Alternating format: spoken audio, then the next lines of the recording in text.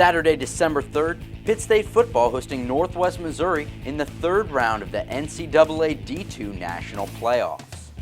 And we'll remind you that the last time these two teams met was on October 1st in Arrowhead Stadium, where the Gorillas came out on top with a 38-35 win off of Chase McCoy's last-second field goal.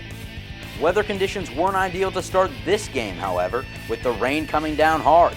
Gus has his poncho and the fans had their rain gear, and we're ready for some playoff football. Let's get things underway in the second quarter. Gorillas down 10-0, but moving the ball downfield.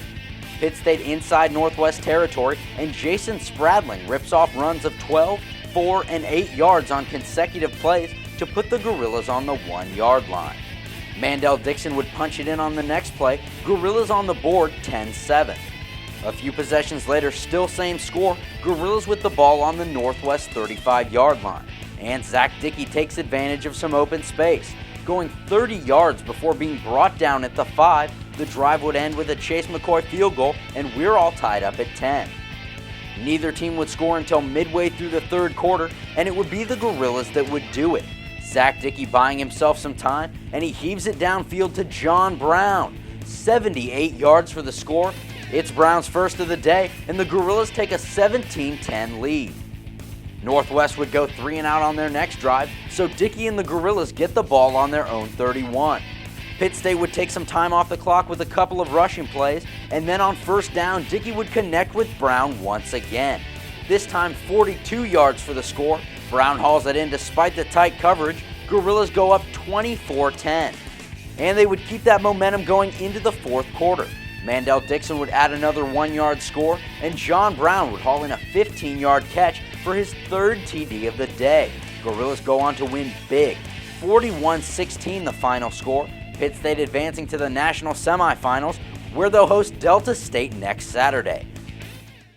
Well, we got a group of guys that they just don't panic. They've faced adversity, throughout the season. We've talked about that. We've had a lot of adversity. We've lost a lot of players. When you start counting all the players that we've had to have other guys, come in and step up and do some things, and we had to come from behind at Truman to go win that game, and we had to come from behind with 22 points against Northwest the first time. So we faced a lot of adversity.